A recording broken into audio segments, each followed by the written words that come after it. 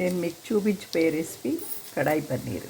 ముందుగా 200 గ్రామ్స్ పన్నీర్ తీసుకుని ఇలా క్యూబ్స్ లాగా కట్ చేసుకుని వీటిని కొంచెం నెయ్యి కొద్దిగా ఆయిల్ రెండు యాడ్ చేసి దాంట్లో పెనంలో ముందుగా ఇట్లా వేయించి పెట్టుకోవాలి. ఇప్పుడు అదే బాణలిలో సన్నగా కట్ చేసి పెట్టుకున్న ఆనియన్స్,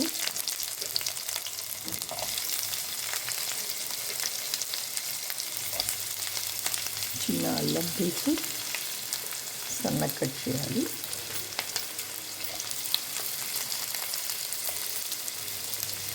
ఇంకా గార్లిక్ 7 to 8 పీసెస్ కట్ చేయాలి. ఆనియన్స్ కొంచెం బాగా వేగాలి. ఈ ఆనియన్, గార్లిక్ అండ్ అల్లం ఈ మూడు కొంచెం వేగే వరకు మూత పెట్టి 1 నిమిషం ఆపాలి. తర్వాత టమాటో యాడ్ చేయాలి.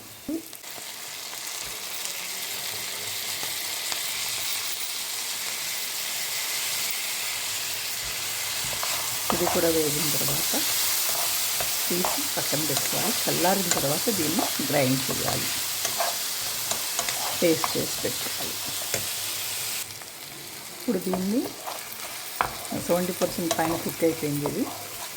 దీన్ని స్టవ్ ఆఫ్ చేసి చల్లారిన తర్వాత గ్రైండ్ చేసి పేస్ట్ చేసుకోవాలి. ఆనియన్ అండ్ టమాటో వీటిని క్యూబ్స్ కింద కట్ చేసుకొని ఆయిల్లో వేడి చేసి తీయాలి, వేయించి తీసి పెట్టుకోవాలి. బాగా వేడినవి, మరీ ఎక్కువ అవసరం లేదు.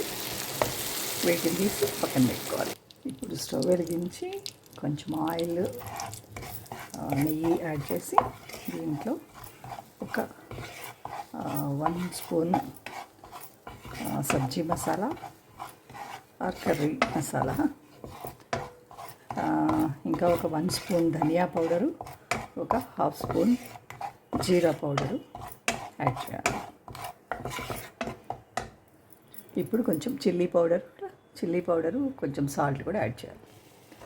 గరం మసాలా పౌడర్ కొద్దిగా ఒక 1/2 టీ స్పూన్ వేసాను, అది కూడా యాడ్ చేసుకోవాలి. ఇప్పుడు బాగా బీట్ చేసిన పెరుగు యాడ్ చేయాలి. చల్లారాక బాగా బీట్ చేసిన 1 కప్పు పెరుగు తీసుకొని దాన్ని యాడ్ చేయాలి. అంతకుముందే కొంచెం పసుపు, సాల్ట్ కూడా యాడ్ చేసేయాలి. తర్వాత కర్డ్ యాడ్ చేయాలి. ఇప్పుడు మనం ముందుగా గ్రైండ్ చేసి పెట్టుకున్న tomato, onion, ginger and garlic 4 paste చేసాం కదా, ఆ పేస్ట్ కూడా వేయాలి.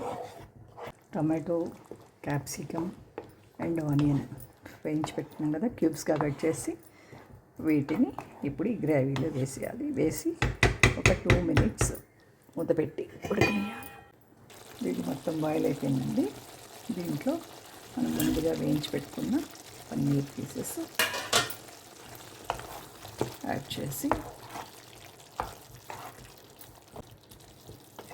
కొద్దిగా కొత్తిమీర యాడ్ చేయాలి. యాడ్ చేసి పైనుంచి 1 స్పూన్ నెయ్యి యాడ్ చేయాలి.